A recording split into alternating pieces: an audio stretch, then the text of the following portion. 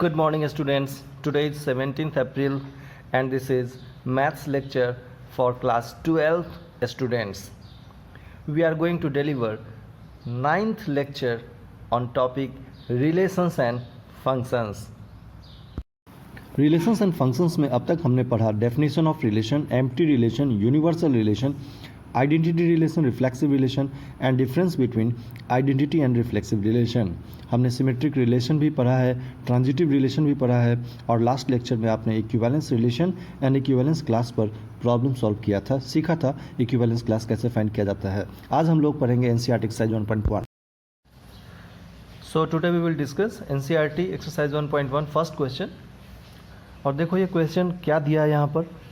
Determine whether each of the following relations are reflexive, symmetric and transitive. ठीक है, हमें ये डिटरमाइन करना है कि यहाँ जो रिलेशन दिया है वो रिफ्लेक्सिव, सिमेट्रिक और ट्रांजिटिव में से कौन कौन है, ये चेक करना है. रिलेशन क्या है. First relation R in the set A 1, 2, 3 and so on 13, 14 defined as R equals to x, y such that 3x minus y equals to 0. Okay student, तो देखो यहाँ पर जो सेट तुम्हारा दिया हुआ है ये सेट है a equals to 1, 2, 3 and dot dot dot. इसका क्या मतलब है, ये कंटिन्यू है 4, 5, 6, 7, 8, 9, 10, 11, 12, 13 एंड 14. ओके, तो इस पर ये रिलेशन है. इसको सबसे पहले हमें यहाँ पर समझना होगा कि r equals to X comma Y, सिर्फ वही x कॉमा वाई आप ले सकते हो जो इस डेफिनेशन को सेटिस्फाई कर रहा हो. तो ये क्या डेफिनेशन है, 3x minus Y equals to 0. इसका मतलब हम समझ सकते हैं कि ये लिखा हुआ है कुछ 3x minus Y equals to 0. इसका मतलब है 3x माइनस वाई को आप उधर भेजो y, इसका मतलब है y इक्वल टू 3x है, y इक्वल टू 3x है. सो आप रिलेशन लिखो r इक्वल्स टू, हमें x किसको बिलोंग करेगा, x a को बिलोंग करेगा क्योंकि रिलेशन इन सेट a है. और ये हम लोग कई बार डिस्कस कर चुके हैं कि रिलेशन इन सेट a का मतलब होता है a क्रॉस a. और if x, y belongs to relation and relation is on set a cross a, इसका मतलब है x belongs to a and y belongs to a. Students ध्यान दीजिएगा, x, y belongs to r होता और हमारे पास दो सेट होते a क्रॉस b, तो हम बोलते कि x belongs to a and y belongs to b. लेकिन यहाँ पर रिलेशन इन सेट a है, ये हम लोग कई बार डिस्कस कर चुके हैं कि इसका मतलब होता है relation in set a cross a. Is it clear. तो हम लोग यहाँ पर ठीक है, तो हम लोग कई बार डिस्कस कर चुके हैं कि अगर x, y belongs to r है और रिलेशन इन सेट a है, इसका मतलब relation in set a cross a आप उसको समझेंगे तो x belongs to set a and y belongs to भी सेट a. तो अब हमें वही x, y लेना है जो इस डेफिनेशन को सेटिस्फाई करता है. और इस डेफिनेशन को जब हमने इंटरप्रेट करने की कोशिश की, समझने की कोशिश की, तो ये कुछ कह रहा है कि आप वही y ले सकते हैं जो 3 इंटू एक्स है. Okay, and y belongs to set a होना चाहिए. तो चलो x इक्वल्स टू 1 लेते हैं. तो अब y क्या होगा, y 3x है, 3 इंटू 1 3, लेकिन y वही हो सकता है जो सेट a को बिलोंग करे. ध्यान दीजिएगा, y वही हो सकता है जो सेट a को बिलोंग करे. इसका मतलब तुम्हें जो भी y यहाँ से मिलेगा 3 इंटू 1 3, तुम देख लेना कि 3 इसके अंदर है या नहीं है. 1, 2, 3 से लेके 14 तक, तो 3 इसमें अवेलेबल है, इसलिए हम 3 ले सकते हैं. समझ गए. मैं बहुत स्लोली आपको समझाने की कोशिश कर रहा हूँ, काफ़ी एक्सप्लेन करते हुए, ताकि तुम्हें एक ही बार में कोई डाउट ना रहे और समझ में आ जाए. चलो अब x इक्वल्स टू 2 लेते हैं. x इक्वल्स टू 2, x हम वही ले सकते हैं जो 1 से 14 तक हो. तो x इक्वल्स टू 2 लिया, y क्या मिलेगा इसके लिए, तो y इक्वल्स टू 3 इंटू 2 6 आ गया, y इक्वल्स टू 6 आ गया. 6 इसमें अवेलेबल है, हाँ जी अवेलेबल है, तो y इक्वल्स टू 6 आप यहाँ लिख लें. फिर हमने x इक्वल्स टू 3 लिया, y क्या आएगा, y इक्वल्स टू 3 इंटू 3 9, 9 इसमें अवेलेबल है, यहाँ लिख लेंगे।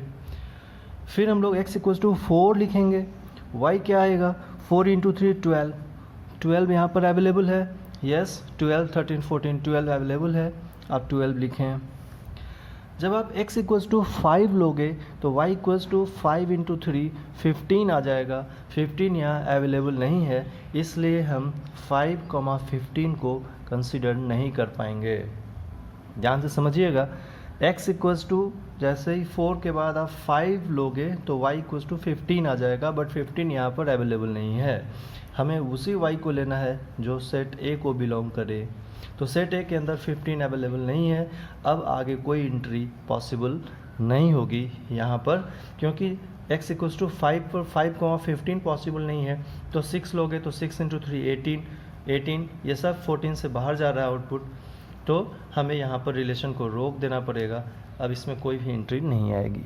ये तो बात हो गई कि रिलेशन किस तरह से हमें यहाँ पर इंटरप्रेट करना है, इसको समझ के और आप इस तरह से रिलेशन लिख लोगे 1,3 2,6 3,9 4,12। एक बार जब हमारे पास रिलेशन आ जाए, अब हम लोग इसको रिफ्लेक्सिव के लिए एक एक करके, सिमेट्रिक के लिए, फिर ट्रांजिटिव के लिए चेक करेंगे क्या ये रिलेशन रिफ्लेक्सिव है। आप रिफ्लेक्सिव के डेफिनेशन को रिकॉल करो। रिफ्लेक्सिव रिलेशन वही होता है जिसमें A बिलोंग करे ऑन सेट A जो कुछ भी दिया हुआ हो। तो यहाँ पर सेट A है 1 2 3 13 एंड 14। अगर ये रिलेशन सेट A पर कोई भी रिलेशन रिफ्लेक्सिव तभी होगा जब उसके अंदर हमें 1,1 मिले, 2,2 मिले, 3,3 मिले और अप टू 14,14 तक मिले, उसमें से कोई एक भी मिसिंग ना हो। अगर 1,1 है, 2,2 है और 3,3 को छोड़ करके बाकी सारे हैं 4 4 5 5 एंड लाइक अप टू 14,14, तो भी रिलेशन रिफ्लेक्सिव नहीं होगा। हमें सभी इंट्रीज़ के लिए 1 1 2 2 3 3 13 13 14 14 यहाँ पर चाहिए। पर आप ध्यान से देखना, यहाँ पर हम 1,1 को ढूंढने जा रहे हैं, ये नहीं मिला।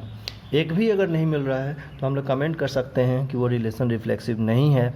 आप यहाँ पर लिखेंगे as 1,1 not belongs to R is not reflexive. हमें फ्रीडम है रिफ्लेक्सिव रिलेशन चेक करने के लिए।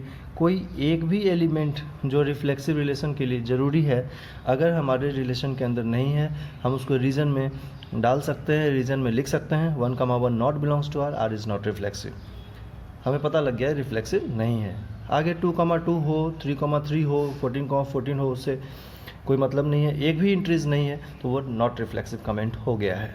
हमने रिफ्लेक्सिव रिलेशन चेक कर लिया है, यहाँ पर R रिफ्लेक्सिव नहीं है। चलो सिमेट्रिक के लिए चेक करें। तो सिमेट्रिक के लिए अगर आप देखें तो 1,3 है, सिमेट्रिक रिलेशन क्या कहता है A, B है तो B, A होना चाहिए, नहीं है तो कोई बात नहीं। तो 1,3 है तो इसके लिए 3,1 होना ज़रूरी है।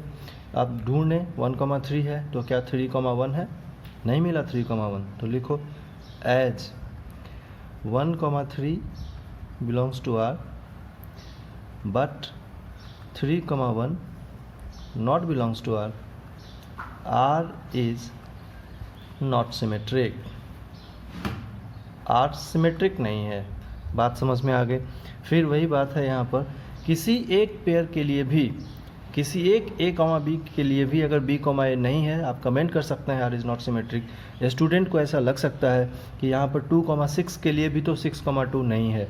कोई बात नहीं, हमें तो पता लग गया सिमेट्रिक नहीं है, हमें तो पता लग गया कि सिमेट्रिक नहीं है। हमें बस यही चेक करना था कि ये सिमेट्रिक है या नहीं है।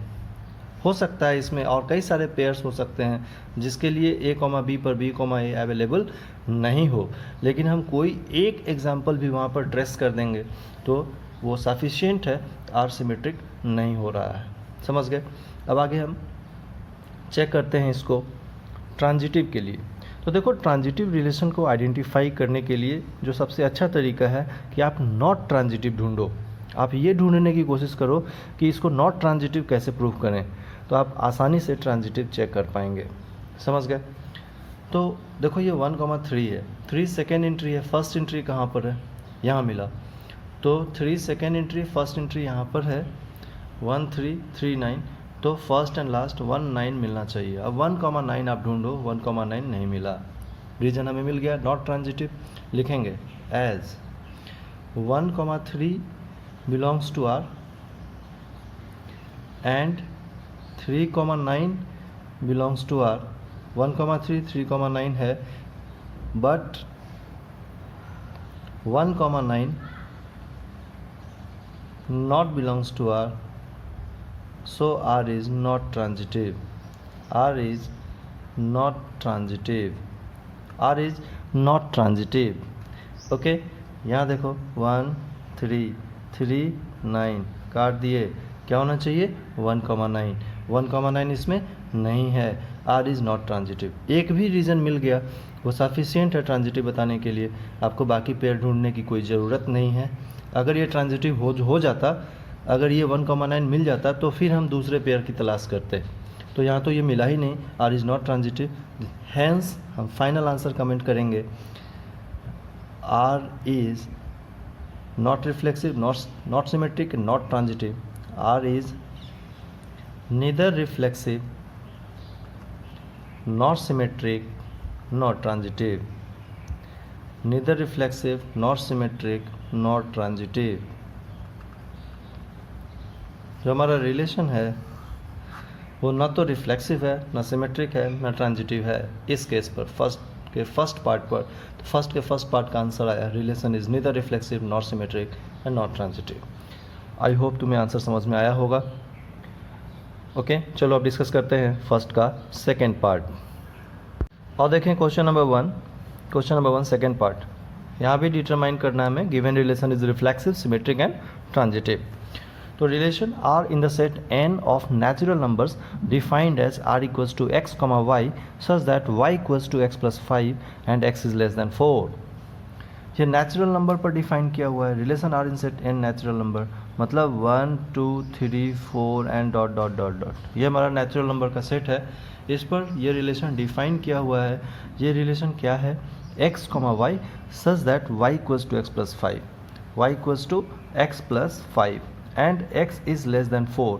मतलब आपको x की वही वैल्यू लेनी है जो लेस देन 4 हो और नेचुरल नंबर हो। तो आप स्टार्ट करो, x इक्वल्स टू 1, y क्या आएगा 5 प्लस 1 6, 6 नेचुरल नंबर में आता है, हाँ जी आता है, लिख लिया। x इक्वल्स टू 2, x कहाँ लेना है, लेस देन 4 तक लेना है, तो 2 तो ले ही सकते हैं अभी। 2, y क्या आएगा 5 प्लस 2 7, 7 नेचुरल नंबर में है, हाँ जी है, लिख लो। x इक्वल्स टू 3, y क्या आएगा 5 प्लस 3 8, 8 यहाँ पर है, हाँ जी है। अब ध्यान देना, आप x इक्वल्स टू 4 नहीं ले सकते हो। क्यों नहीं ले सकते हो, क्योंकि यहाँ दिया हुआ है x is less than 4, x की वैल्यू 4 से लेस होनी चाहिए नेचुरल नंबर पर, मतलब 1 2 और 3 होनी चाहिए, 4 हम नहीं ले सकते हैं। तब इसको यहाँ क्लोज कर दो। अब हम इसको फटाफट चेक कर लें रिफ्लेक्सिव, सिमेट्रिक, ट्रांजिटिव के लिए। देखो फर्स्ट क्वेश्चन में काफ़ी एक्सप्लेन कर चुका हूँ, यहाँ पर आसानी से समझ में आ जाएगा। रिफ्लेक्सिव के लिए अगर नेचुरल नंबर है तो 1 1 2 2 3 3 4 4 और सभी होनी चाहिए, कोई एक भी यहाँ पर लिस्ट कर दो। 1 1 नहीं है, 1 1 not belongs to R, R is not reflexive, R reflexive नहीं है। सिमेट्रिक के लिए 1 6 है तो 6 1 नहीं है, as 1 6 belongs to R but 6, 1 not belongs to R, R is not symmetric, R symmetric नहीं है, ठीक है। नॉट रिफ्लेक्सिव, सिमेट्रिक चेक हो गया। ट्रांजिटिव के लिए 1, 6 है तो 6 सेकेंड एंट्री है, तो 6 फर्स्ट एंट्री कहाँ पर है, फर्स्ट कहीं नहीं मिला। डेफिनेशन लगाओ। ट्रांजिटिव के लिए 4 रिलेशन बताया था मैंने, 4 डेफिनेशन बताया था, 4 डेफिनेशन, कि अगर a, b है और b, a नहीं है, नॉट बिलोंग्स टू आर, तो a, c के भी होने की ज़रूरत नहीं, sorry b, c, a, b relation में है, b, c रिलेशन में नहीं है, तो a, c के होने की भी कोई ज़रूरत नहीं है, रिलेशन ट्रांजिटिव होता है। तो 1, 6 तो है बट 6 फर्स्ट एंट्री कहीं नहीं है, तो आप छोड़ दो, ये ऑटोमेटिक ट्रांजिटिव हो गया। 2, 7, 7 सेकेंड एंट्री है, फर्स्ट एंट्री कहाँ पर है, यहाँ नहीं है, यहाँ नहीं है, छोड़ दो, ऑटोमेटिक ट्रांजिटिव है। 8 सेकेंड एंट्री यहाँ पर है, फर्स्ट एंट्री कहाँ है ये, तो यहाँ नहीं है, यहाँ नहीं है, ऑटोमेटिक ट्रांजिटिव है। तो आप लिख दो as 1 6 belongs to R but 6 comma, यहाँ पर मैं कोई एंट्री ले देता हूँ Y not belongs to R, मतलब 6 सेकेंड एंट्री है, 6 फर्स्ट एंट्री नहीं है किसी वाई के लिए, तो यहाँ पर वाई ये है, तो R is transitive, R transitive है। आप और भी यहाँ पर लिस्ट कर सकते हो, 2 7 belongs to R but 7 comma Y not belongs to R, 3 8 belongs to R but 8 Y not belongs to R. इन सभी केसेस को लिस्ट कर दिया, R is transitive, hence R is not reflexive,